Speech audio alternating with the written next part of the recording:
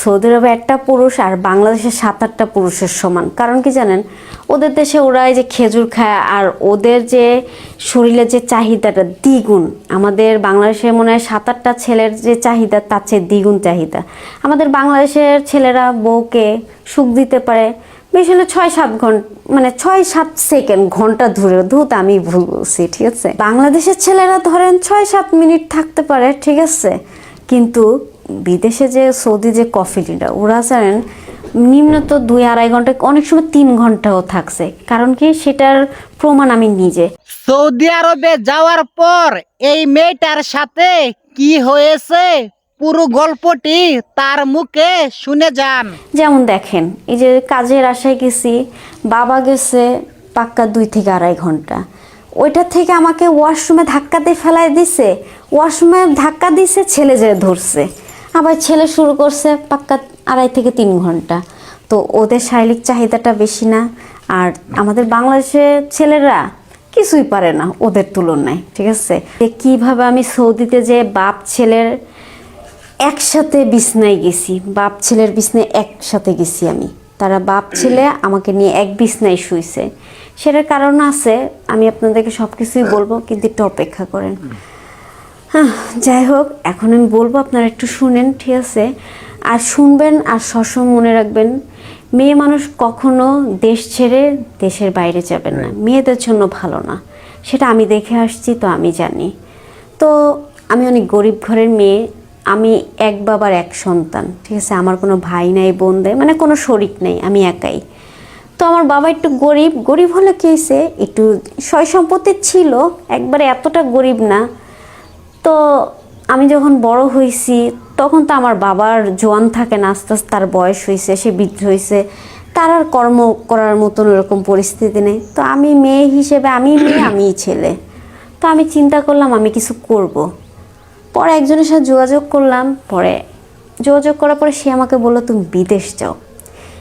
তো আমি চিন্তা করলাম বিদেশ যাব, টাকা পাবো কই। পরে আমার বাবাকে বললাম যে বাবা, দেশে থেকে কি করব, দেশে সারাদিন কাজ করে 2 টাকা পাবো, দেশের বাইরে গেলে সারাদিন কাজ করব 4 টাকা পাবো। 4 টাকার আশায়, বাবা মাকে একটু সুখে রাখার আশায় দালালের হাত ধরে বাবা জায়গা বিক্রি করে চলে গেলাম সৌদি আরবে।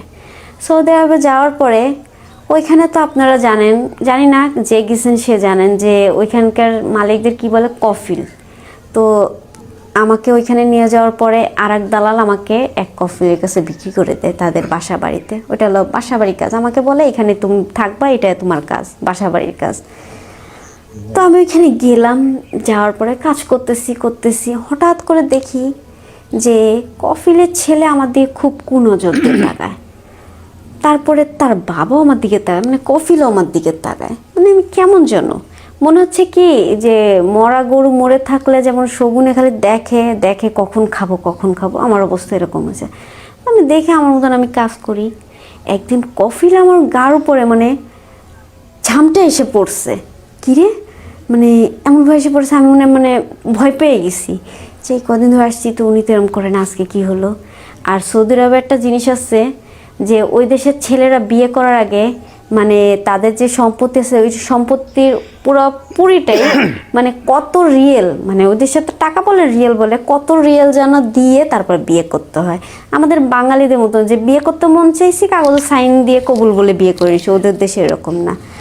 আর ওরকম করে বিয়ে করে অনেকটা রিয়েল দিয়ে। তো উনি বলে এত টাকা দিতেও পারেন, উনি অনেক গরিব, এতটা বড় লোক না, মানে মিডিয়াম। তো উনি ওরম পারেও না, আর বিয়েও করে নেই। তো ভালো কথা, এখন বিয়ে করে নেই, তার তো শরীরে চাহিদা আছে, ওই চাহিদার মেশিন হলো আমি, সে আমাকে দিয়ে পূরণ করবে। তো আমি ভাবতেও পারি নাই যে আমার জীবনটা এইভাবে যাবে। তো এমনি করে সে আমার গার উপরে মানে কি বলবো, খুব ঈদি আমার গার উপরে একবারে ঝাঁপাই যে পড়ছে, লাগে একটা মোরা গরু পাইছে, সে ঝাঁপাই খাইতেছে এমন করে পড়ছে। পরে আমি বললাম দেখেন আপনি স্যার আমাকে ছেড়ে দেন, আমি একটা গরিব মেয়ে, ঠিক আছে, আমার বিয়ে শাদী না, আপনি আমার জীবনটা নষ্ট করেন না। ছাড়লো না, যাক সে তো করলো। 1 দিন 2 দিন 3 দিন 4 দিনের দিন তার ছেলেও, কিন্তু একটা জিনিস ছিল, তার ছেলে সৌদি আরবের মানুষ তো খেজুর খায়, ওদের দেশের খেজুর অনেক বড় বড় আর অনেক মজা, ঠিক আছে, অনেক রকমের খেজুর পাওয়া যায়। তা আমি দেখতাম তো খেজুর খায় অনেক শক্তিশালী আসলো, ঠিক আছে। তো ওদের আবার একটা ছিল কি, ওরা যখন একটা মেয়ের কাছে যেত মানে 2-1 সেকেন্ডের জন্য, প্রায় ঘন্টা 3-1-এর জন্য, তো আমি এটা বাঙালি মেয়েটা, ওইরকম একটা রাক্ষর যদি আমার উপরে 3-4 ঘন্টা থাকে তাহলে আমি বাঁচি। তো যাক, এরম বাবা 3-4 দিন গেল, ছেলে দেখলাম 3-4 দিন গেল, ঠিক আছে। দেখতে দেখতে ছেলেও আমার উপরে ঝাঁপাই পড়লো, ঠিক আছে। ছেলে ঝাঁপাই পড়লো, একটু হলে মজা পাইছি, ঠিক আছে, কারণ ও বেটা বুড়া ছিল, ওটা রাক্ষস ছিল, কিন্তু ছেলেটা আবার একটু মজাই দিত, ঠিক আছে, মানে একটু আদর যত্ন করতো। তো যাক, এইভাবেই গেল। বাপ ছেলের এক বিছনায় বাপ ছেলে আমাকে নিয়ে থাকে, ঠিক আছে। এমন করতে করতে মানে আমি কি করব, আমি অসহায়, কারণ ওই দেশে তো আমার কেউ নেই, আমি কার কাছে যাব? যার কাছে যাব সে আমাকে মানে মরা গরু মনে করে খাওয়ার চিন্তা করবে। পরে আমাকে যখন খাওয়ার জিনিসই হয়েছে তো এখানেই থাকি। কিন্তু এর চেয়ে আরও মানুষ খারাপ হইতে পারে জানি না। দেখেন, প্রথম বাপ গেল, দ্বিতীয় ছেলে গেল, তৃতীয় তার ছেলের দাদা মানে কফিলের বাবা, সেও দেখতে দেখতে সেও আমাকে ছাড়লো না। হায় রে আমার কপাল। তো আমি এই যে দালালের পাল্লায় পড়ে বিদেশ চলে গেলাম। বিদেশ যে কত বছর, প্রায় 7-8 বছর এই দোজকের আগুনে জ্বলতেছিলাম। কাউকে বলতে পারতেছিলাম না যে আমি কি অবস্থা আছে, আমার জীবনটা তো শেষ। কেউ কি জানে? সবার কাছে আগে শুনছি যে সৌদি আরব একটা পবিত্র জায়গা, ওইখানে গেলে মানুষ ওমরা হজ করে আসে, আল্লাহকে ভয় পায়। ওইখানে এমন একটা জায়গা যে মানুষ ওইখানে গেলে সব কিছু ভুলে যায়, পাপ করা, জিনা করা সব কিছু ভুলে যায়, কারণ ওই জায়গাটাই এমন, ঠিক আছে। কিন্তু ওই জায়গাটার মতো নির্দিষ্ট জায়গা আর কোথাও নেই আমি মনে করি, ঠিক আছে। ওইটা একটা আল্লাহর জায়গা, ওইটা আল্লাহর জায়গা না, ওইটা একটা শয়তানের জায়গা। কারণ ওইখানে যে মানুষ থাকে ওরা একটা নিরপিচস, ওরা মানুষকে খাইয়ে ফেলে কিভাবে একমাত্র আমি জানি, ঠিক আছে। যাক, আর কি বলবো। তো শ্রোতা ভাই বোনেরা, আমি বোনদের বিষয়ে কথা বলবো, আমার মতন নারী যারা, তোমরা বাপ মা কর্ম না করতে পারলে, ধরো বাবা মা তো মা থাকলে করল, না থাকলে নেই, ধরো বাপ মা দুইজনেই নেই, তারা অক্ষম, কাজ করতে পারবে না, তোমরাই আছো সন্তানরা, তাদেরকে খাওয়াবা।